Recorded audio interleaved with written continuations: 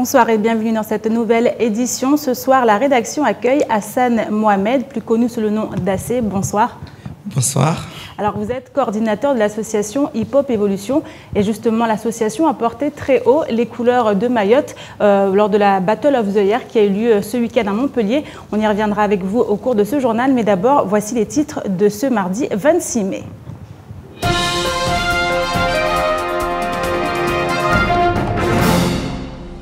Tout le monde s'accorde sur le terme historique. La grève ASFR a bien eu lieu aujourd'hui. Madame Vial, la DRH Mayotte Réunion, était sur place pour entamer les négociations avec les salariés. Explication. Ils ont marché pour s'unir et lutter contre la violence, lutter contre la délinquance et redonner espoir aux habitants de Kaweni. La marche pour l'unité a rassemblé plus de 1500 personnes samedi. Retour sur cette action citoyenne. Les moteurs ont une nouvelle fois ronflé ce week-end. Pour la 5e édition, le Motoclub de Mayotte a organisé une sortie autour de l'île. Un rassemblement dans la joie et la bonne humeur avec le soleil en prime. Résumé à la fin de notre édition.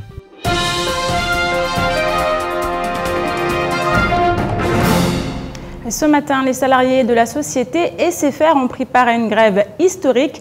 L'ensemble des sites était fermé. Depuis 2001 et l'installation du groupe SFR, aucune tension sociale n'avait frappé la société de téléphonie. À l'occasion de cette grève exceptionnelle, Madame Vial, la DRH Mayotte Réunion, était sur place afin de négocier avec les salariés. Explication Pierre Bellucci, Abbas Alidi et Fred Souleymana. Les salariés le savent, le mouvement de grève du jour est historique. Jamais SFR n'avait connu pareille situation en 14 ans de présence à Mayotte. Mais après le rachat par Numéricable, les salariés ont l'impression que tout dialogue a été rompu.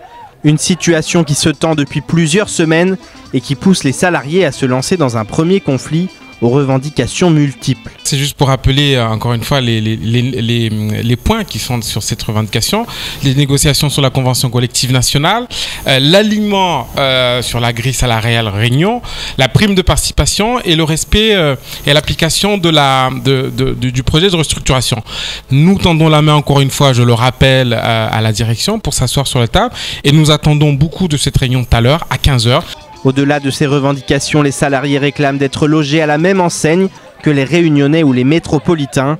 À l'instar de nombreux mouvements sociaux, cette grève à SFR est une nouvelle fois due à un manque de considération vis-à-vis des travailleurs mahorais. Je pense que la population mahoraise, la population professionnelle mahoraise bien sûr, prennent conscience maintenant qu'il y a la loi, donc il y a le droit, mais il y a aussi le devoir. Donc dans la plupart du temps, le devoir il s'applique, mais les droits n'y est pas. Donc nous, quand on prend référence à nous, c'est que nous sommes quand même une entreprise qui est située à La Réunion et à Métropole. Nous avons des collègues qui bénéficient de certains avantages qui n'est pas élargi jusqu'à Mayotte. Donc d'où notre question, on se pose des questions. Il y a bien sûr le souhait de l'égalité sociale. Les collègues de la Métropole et de La Réunion, ils sont traités de telle sorte, pourquoi pas nous ? À 15h, les salariés ont pu rencontrer la délégation réunionnaise afin d'entamer les négociations. Des négociations qui se sont poursuivies pendant plusieurs heures et qui s'annoncent une nouvelle fois compliquées à suivre. Les agressions à l'arme blanche et les vols avec violence se multiplient sur le 101e département. Les dépôts de plainte aussi. En quoi consiste donc cette procédure et quels dispositifs de sécurité sont mis en place? Nous sommes allés au commissariat de police nationale de Mamoudzou pour y rencontrer le commissaire divisionnaire du département, Philippe Misignac, un reportage Shakila Youssouf et Leslie Vimné. Depuis 2013, il existe un site qui permet aux administrés de déposer plainte en ligne pour atteinte aux biens contre un auteur inconnu. Souvent débordés, les services de police à Mayotte, qui enregistrent plus de 10 plaintes par mois, restent persuadés du bien fondé de cette démarche et encouragent les victimes, faute de transport ou de disponibilité, d'y avoir recours systématiquement. Un rendez-vous est ensuite automatiquement pris par l'unité de la gendarmerie ou du service de police. Donc les personnes qui sont victimes dans ces cas-là remplissent certaines rubriques, leur identité, et en fin d'inscription de cette pré-plainte, On leur délivre un numéro composé de chiffres et de lettres. Lorsque ces personnes se présentent à l'accueil, donc ils sont tout de suite pris dans l'attente de toutes les personnes qui sont présentes. Et c'est vrai que j'avoue que souvent les fonctionnaires qui s'y trouvent oublient que la pré-plainte concerne uniquement les biens. Donc ils sont de toutes les manières orientés. Lorsque en effet il y a beaucoup de monde, ça arrive que moi je sorte du bureau pour proposer, pour rappeler surtout aux adjoints qui sont à l'accueil, penser à proposer la pré-plainte. Au cours du tournage, le 17 police secours est appelé à intervenir au lycée Bamana, où un individu serait entré au lycée armé de Chombo. Les individus en général identifiés et interpellés par la police sont souvent relâchés sur l'instruction du procureur de la République, comme le préconise l'ordonnance 45 qui se veut protéger les mineurs avec des mesures éducatives et non répressives. Seulement la majorité des agressions à armes blanches sont perpétuées par des mineurs récidivistes aux abords des établissements scolaires. C'est bon ? Conduite sur le stade juste en bas du lycée Bamana. Ouais, c'est bien suivi un individu en fuite armé d'un champion. L'objectif, effectivement, est d'assurer la surveillance des établissements scolaires et principalement des établissements les plus sensibles sur lesquels on a des bagarres entre bandes. Je pense notamment au collège Mgombani et aux établissements scolaires du quartier de Kaweni. Mais les autres établissements scolaires bénéficient également d'une surveillance puisque nous travaillons en coordination avec les policiers municipaux et également avec les médiateurs de l'éducation nationale qui sont présents au quotidien, comme nous, aux heures d'ouverture et de fermeture et de transit des élèves aux abords de l'ensemble des établissements de la ville de Mamoudzou. À Mamoudzou, un dispositif de sécurité est enclenché depuis plusieurs mois avec une liaison directe entre les établissements scolaires, la police nationale, municipale et la gendarmerie. Ainsi, les chefs d'établissements scolaires peuvent communiquer quotidiennement et rapidement avec les responsables de l'autorité. La force doit rester à la loi. C'est la phrase à retenir du commissaire divisionnaire du département Philippe Mizignac qui régulièrement rappelle à la population d'appeler systématiquement le 17 police secours. Même si tout le monde souhaiterait que ces appels n'aient dans un futur proche plus lieu d'être. Et à la SMAE, la Société mahoraise des eaux, plusieurs négociations ont eu lieu ces derniers jours afin d'éviter un conflit social qui se dessine. La grève prévue ce jour a néanmoins eu lieu alors même que la semaine dernière, avec l'appui du MEDEF, les salariés ont obtenu une première avancée significative. La convention collective eau et assainissement devrait en effet être mise en place dans les prochains mois. Restent maintenant d'autres revendications sociales comme les paniers repas ou les billets d'avion offerts aux salariés. Si certaines choses sont d'ores et déjà acquises, les négociations risquent de durer plusieurs jours. Je me tourne maintenant vers mon invité, Faïdouane Abdou. Vous êtes délégué syndical FO à la SMAE. Alors, ces négociations, depuis ce matin, qu'ont-elles donné réellement? Depuis ce matin, durant toute une journée, la négociation, on a fait la continuité de la négociation avec le service de la SMAE, ainsi avec les représentants de la région, M. Moroliza. À l'heure actuelle que je vous dis, à l'instant même, M. Moroliza, le directeur régional de la SOGEA, a levé la séance volontairement pour la continuité de la négociation demain sur un point. En fait, je voulais préciser que concernant la convention collective de l'eau et l'assainissement, ça c'est un point qui est déjà mise en place par rapport aux secrétaires départementaux au niveau du MEDEF et au niveau de responsables locaux. J'en passe. Revenons à notre conflit qui dure depuis il y a une semaine.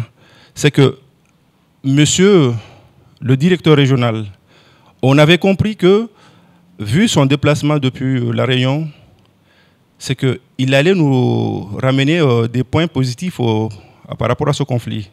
Comme vous l'avez dit, qu'il y a certaines revendications à mettre en vigueur. Parce qu'il y a solution dans l'immédiat, ce que nous demandons. Il y a une urgence dans l'immédiat. C'est quoi? C'est de débattre le reste des points. J'en passe, le ticket de restauration. Ça ne date pas d'aujourd'hui. C'est il y a 20 ans en arrière qu'on le demande. Il était question également d'emploi vacant. Apparemment, cette revendication a été la solution, on l'a eu. En fait, ça, c'était le premier point. Au jour d'aujourd'hui, on a des points, 2 points. Le premier point a été résolu. Je le confirme. Le deuxième point, concernant le ticket de restauration, concernant les billets d'avion, les droits au logement, allez voir, plus les véhicules de fonction, je précise bien. On a deux types de voitures dans notre société. Il y a des voitures de fonction, il y a des voitures de société. Les voitures de fonction, les gens qui possèdent ces voitures-là doivent payer une taxe dans l'entreprise et le déclarer fiscalement ces véhicules. Plus, parce qu'on avait compris que s'il y a une négociation en interne, je le précise bien, en interne au sein de la SMAE, on peut faire des avancées en attendant la décision finale qui viendra tout près de la convention. Parce que ces points-là, certes, c'est vrai. C'est une négociation provisoire pour vous, en attendant que les choses se règlent complètement? Exactement. Donc, au jour d'aujourd'hui, nous, on demande la continuité à débattre les 4 points qui fait barrage. Le directeur régional a refusé. Vous avez posé des échéances, peut-être? Les échéances, durant les jours à venir, vous les aurez, mais à l'heure actuelle, on n'a rien. Nous, on propose à ouvrir le dialogue, puisque c'est avec le dialogue qu'on aura une issue. Ce n'est pas avec le forcing. Vous l'avez vu d'ailleurs, on a été, on est là, on est prêt à négocier avec la direction. Donc nous, ce qu'on demande, c'est simple. Le monsieur en question, monsieur Morolisa, nous, on avait bien compris de son déplacement de La Réunion à Mayotte, c'est parce qu'il y a eu déjà une discussion d'une semaine avec la direction actuelle, le directeur et le directeur des finances. Ils n'ont pas pu nous donner des réponses concrètes lorsqu'on a attendu que M. Morolisa se déplace de La Réunion. Vous êtes déçu quelque part de ce déplacement? Certainement, on est déçu, mais une seule chose, je rappelle à tous les salariés qu'on doit se mobiliser à nouveau demain matin et que nous trouverons une issue, et je l'espère, et je confiance en moi-même, ainsi aux salariés. Alors, il avait été question aussi de propos désobligeants venant du directeur à l'égard des salariés. Qu'en est-il aujourd'hui? Ces propos, le directeur actuel, il est venu s'excuser par rapport à ces propos que à 99% des salariés sont des incompétents. Cela veut dire que 1%, le reste, c'est lui. Donc, je trouve quand même que c'est inadmissible. Moi, j'ai demandé. Vous êtes venu vous excuser dans l'enceinte devant les délégués du personnel. Ça ne suffit pas. Va devant les Maoris parce que c'est une insulte pour notre... de compétences aujourd'hui, c'est donc si, c'est pour cela qu'on a demandé les compétences. Si on les avait pas, pourquoi ils sont venus au jour d'aujourd'hui? Donc, on demande réparation. C'est quoi? Tout ce beau monde-là, on demande une ouverture des formations dignes de ce nom qui va toucher les stations de traitement des eaux, le réseau en même, le service au magasin, le service facturation et ainsi les électrotechniciens. Jusqu'à là, le directeur a accepté. C'est le seul point au jour d'aujourd'hui et à l'heure qu'il y est qu'il nous a accepté.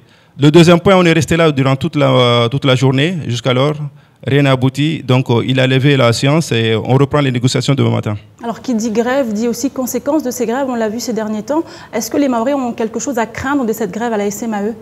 À l'heure actuelle, on ne peut pas fixer des craintes au sein de la population, justement. Il faudrait que toute la population en elle-même qui nous regarde, qui nous écoute, reviennent derrière nous, qui nous poussent parce qu'il y a une réparation dans l'immédiat. On ne doit pas attendre en 2010, parce que je voulais juste vous faire un petit point. Une négociation de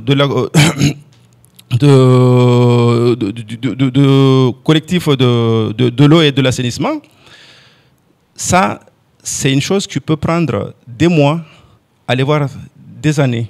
Vous êtes prêt à gréver jusque-là? Nous, la grève continue et on continuera la grève tant qu'il le faut, jusqu'à aller voir qu'on trouve gain et puis on est prêt à négocier. C'est ça ce que les Mahorais, l'ensemble du département, nous sommes là, on est ouvert aux négociations. C'est le plus important. Donc, demain, on continue la grève, on continue la négociation, on est prêt et on espère qu'on aura une issue demain matin ou dans la journée. Allez voir. Clairement, vous suivez la marche de vos prédécesseurs en matière de grève. On l'aura compris, Faïdouane Abdou, vous êtes délégué syndical FO à la SMAE. Nous les avions laissés il y a quelques semaines lors de la finale du Battle of the Air à Mayotte. À l'époque, le crew Lil Styles n'était pas en compétition car qualifié d'office pour les finales de hip-hop qui ont eu lieu ce week-end à Montpellier. Pour leur 4e participation, les jeunes Mahorais ont brillé. Leur show des plus spectaculaires a été plébiscité par le jury.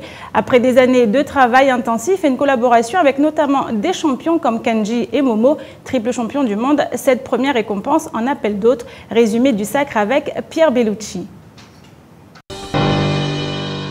Ils ont fait des kilomètres pour venir se présenter à vous. Si. Faites l'accueil qu'il se doit au groupe qui nous vient de Mayotte. Le groupe s'appelle Lil Style. Ils l'ont fait, le crew Lil Style a porté très haut les couleurs de Mayotte lors de la finale nationale qui s'est tenue ce week-end au Zénith de Montpellier. Le groupe mahorais composé de 8 danseurs a enflammé les 5000 spectateurs et conquis le jury. Leur prestation leur a valu le titre de meilleur show du Battle of the Year 2015. Ils ont finalement terminé 3e du plus grand événement français de hip-hop. Une fierté pour tous ceux qui les soutiennent et croient en eux depuis plusieurs années. Je dirais pas que c'est la fin, c'est plutôt le début de quelque chose parce que ça montre que Mayotte existe dans le breakdance et je pense que c'est un vrai honneur pour eux, Lil Style. Mais c'est vrai que moi je pense à tous les danseurs de Mayotte qui étaient derrière Facebook, qui étaient derrière leur téléphone, qui attendaient des nouvelles et qui sont aussi eux aujourd'hui très fiers de Mayotte pour ce trophée du show. Pas un aboutissement, cette récompense représente le début d'une grande aventure, tant le potentiel des danseurs mahorais est impressionnant. Pour les principaux intéressés de retour sur Mayotte ce matin, cette expérience restera longtemps dans leur mémoire. Dès le début, il y avait le cœur qui tremblait. Donc j'étais pas moi, je tremblais. Donc à force de se réunir, de se parler ensemble, de se donner courage et allez vas-y, si on rate, on continue, on se donne de la force. Du coup ça m'a mis sur place. Tout simplement comme tout champion, nous on est fiers d'avoir le meilleur show. Comme l'a dit, tout le monde est fier, tout le monde, voilà, nous on sourit, on est là, voilà, c'est dans le cœur, voilà. On a réussi, et là il y avait de l'émotion. Il y avait même des gens qui pleuraient et tout sur notre groupe. Surtout moi, je croyais pas, je lui ai dit, moi si on gagne ça, je crois pas qu'on gagne le meilleur show, ça je croyais pas quoi. Du coup après, je l'ai caché, mais bon, après je voulais pleurer. Au-delà de cette victoire, ce sont toutes les équipes et tous les danseurs mahorais qui doivent croire en eux, car leur force, c'est aussi leur identité. Le conseil que je peux donner, parce que c'est ce que Lil Style aussi a beaucoup douté, parce que nous on a voulu aussi qu'ils aient un échange et qu'ils aient un travail avec un chorégraphe extérieur, et je pense que c'est la leçon à tenir, c'est qu'il ne faut pas avoir peur de s'ouvrir, c'est pas parce qu'il y a quelqu'un de l'extérieur qui vient travailler avec eux qu'ils ne restent pas mahorais, et je crois que c'est vraiment ce qu'il faut qu'ils retiennent, il faut qu'ils échangent, il faut qu'ils s'ouvrent aux autres et il faut qu'ils gardent leur identité. Les jeunes champions vont maintenant repartir au travail et préparer leur prochain show pour pourquoi pas gagner les battles de l'année prochaine et représenter Mayotte à l'échelle du monde. Alors AC, on vous connaît sous ce nom dans le hip-hop. Vous y avez cru et vous y êtes arrivé, clairement c'est ce qu'on retiendra de cette aventure. On a cru et on était arrivé, mais c'est résumé comme ça. C'est pas très, pour nous c'est pas vraiment ça, parce que comme toute compétition, il y a des hauts et des bas et parfois on doute.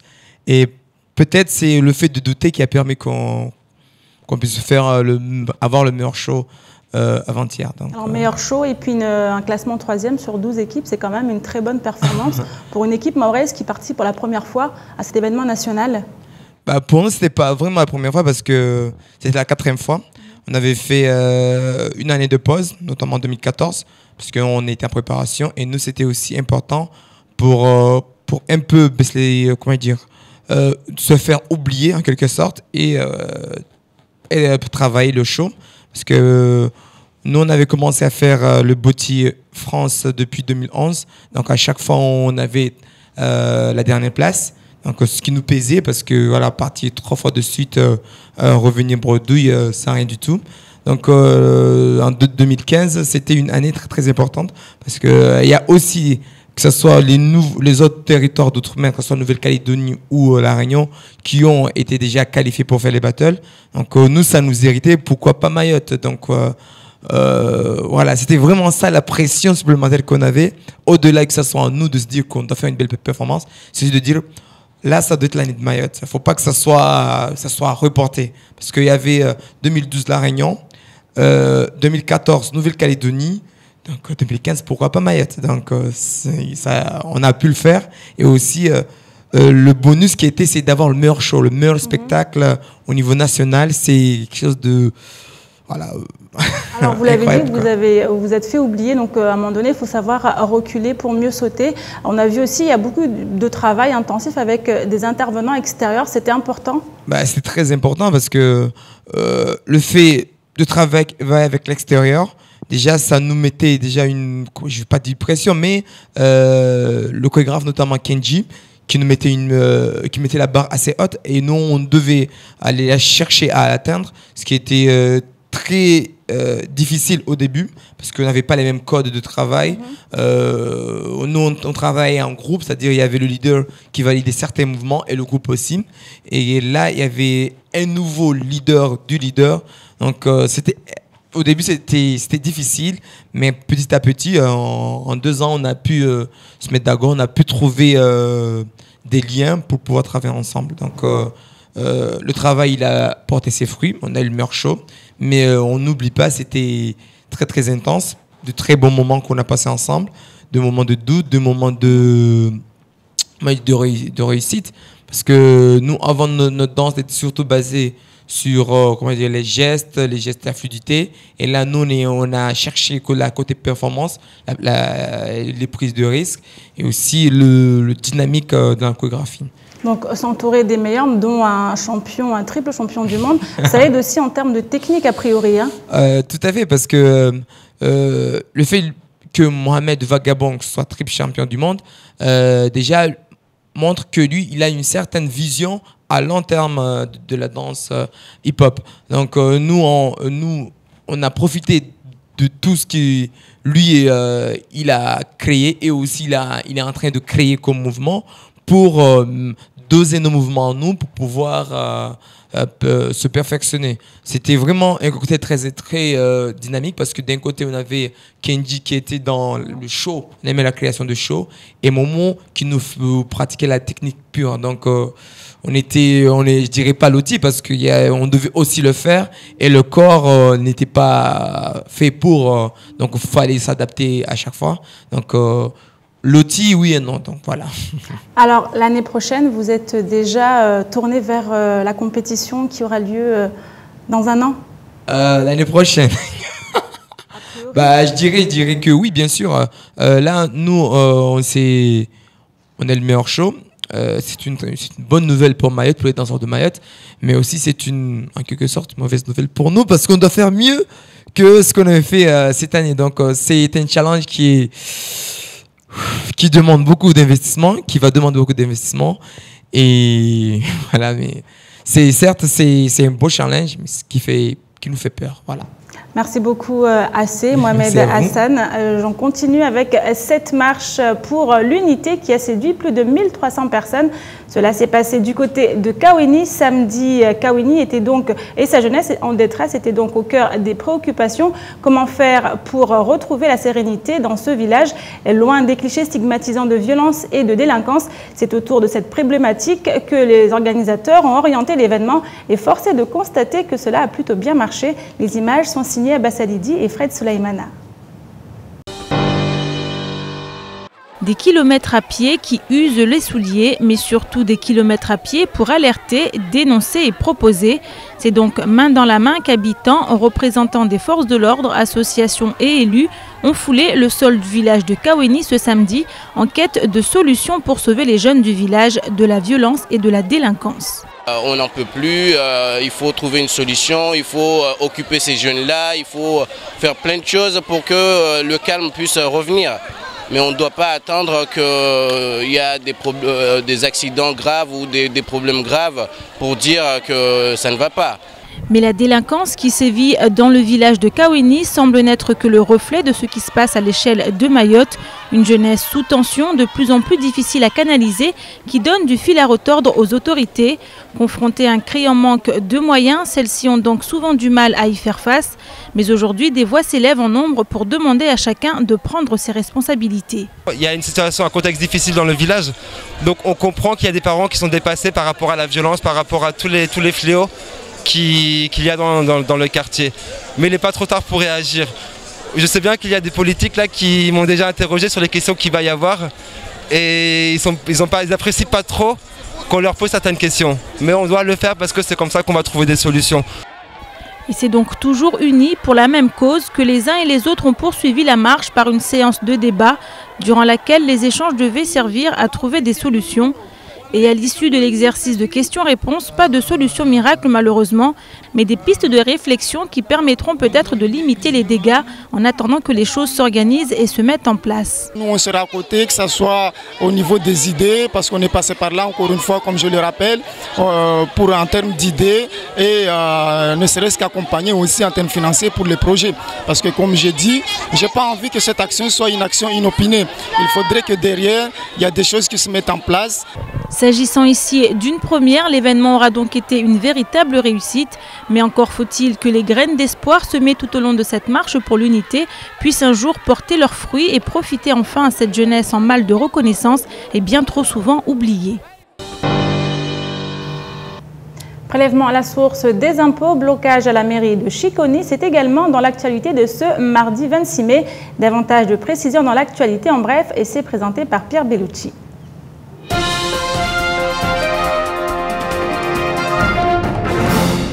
Le corps sans vie de Kamardine, 21 ans, a été découvert dimanche matin dans la rivière d'Ajangois. Une bouénie qui préparait son stand de légumes l'a aperçu au niveau du pont. Les causes de son décès restent pour l'heure très troubles. Le jeune homme était probablement sous l'emprise de drogue et d'alcool au moment du drame. Mais a-t-il été poussé? Est-il tombé d'en haut du pont? Pour l'heure, l'enquête suit son cours, mais la piste de l'homicide n'est pas à exclure. Aujourd'hui, plusieurs personnes du village ont été entendues par la gendarmerie, mais l'enquête s'annonce compliquée, tandis que l'émoi est fort autour du décès de ce jeune homme de 21 ans. Double blocage ce matin à Sada et Chiconi. Depuis 6 h du matin, les habitants de la commune de Sada ont décidé d'ériger un barrage en travers de la route. Ils dénoncent le danger sur cette nationale suite à un énième accident survenu ce week-end. Ils demandent notamment à ce qu'un ralentisseur soit mis en place et souhaitent que la commune et l'État prennent des mesures urgentes pour stopper cette spirale infernale. Du côté de Chiconi ce matin, la mairie a elle aussi été bloquée. Les agents communaux protestent suite à un désaccord avec leur directeur général des services. Ils réclament sa démission. 2 blocages et des revendications à suivre dans les prochains jours. Avant le 1er janvier 2014, tous les impôts tombaient dans l'escarcelle du Conseil général. Avec le passage à la fiscalité de droit commun, tout revient désormais à l'État à travers le Trésor public qui assure ensuite la redistribution aux collectivités. Ainsi, les impôts sur le revenu qui autrefois étaient prélevés directement à la source ont disparu au profit d'une déclaration annuelle impliquant un paiement en une fois ou par tranche. Les élus mahorais s'étaient battus pour que le prélèvement à la source soit maintenu au moment du passage à la fiscalité de droit commun, mais n'avaient pas été entendus. Aujourd'hui, le sujet est de nouveau d'actualité pour l'ensemble des Français. Et le président du groupe PS à l'Assemblée nationale, Bruno Le Roux, a assuré que le prélèvement à la source de l'impôt sur le revenu commencerait à être mis en place avant la fin du quinquennat de François Hollande. Mayotte devra donc s'y remettre avant 2017.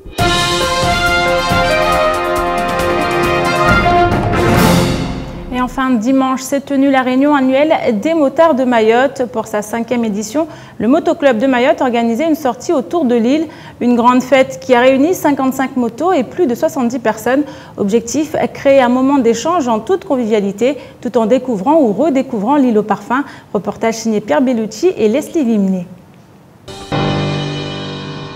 C'est devenu un événement annuel incontournable à Mayotte. Le rendez-vous des amoureux de moto a bien eu lieu dimanche sous un soleil éclatant. Habitués, novices ou experts, la journée a ravi tout le monde. C'est la première fois que je fais un grand rassemblement comme ça et j'adore.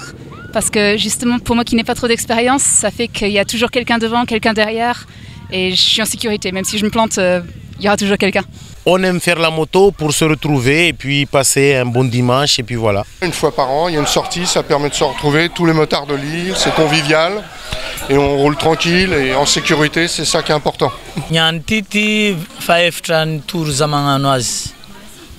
Toujours Tsara. J'ai trouvé que la journée était vraiment très sympa, très belle, en plus il fait beau pour sortir, c'était l'idéal. Tout le monde était très poli sur la route, très agréable.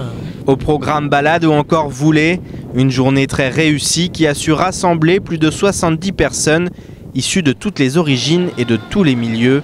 Dans un contexte social compliqué, le symbole est très fort. Il y en a pour tout le monde et je suis très content parce que au moins dans l'esprit motard et dans ce regroupement d'aujourd'hui, y a des Mzungu, il y a des Mahorais, il y a de tout. Comme pour les motos d'ailleurs, il y a de tout et tout le monde s'entend très bien, comme quoi c'est faisable et je trouve ça super parce que ça c'est vu sur tout ce qui se passe en ce moment au niveau social, enfin un endroit où entre gens de tous les horizons, on passe des bons moments à partager une super passion. Voilà.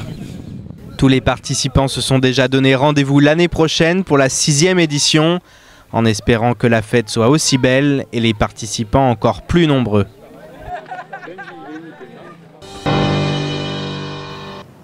Et c'est la fin de cette édition. Merci à vous de l'avoir suivi. Dans quelques instants, vous serez en compagnie d'Ornella Perrine pour la météo. À 19h30, vous retrouvez l'invité du temps de parole, Nathalie Constantini, vice-rectrice de Mayotte. Elle était ce matin au micro de Patrick Millan, qui lui aura le plaisir de vous accueillir demain dans la matinale. Et au programme, à 6h30, l'intervention des imams sur la problématique des rites religieux suite au décès survenu en milieu hospitalier.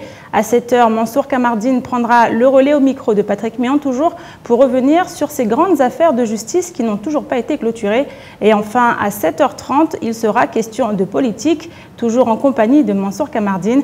Pour ma part, j'aurai l'immense plaisir de vous retrouver demain soir pour une nouvelle édition. Bonne soirée à vous sur KTV.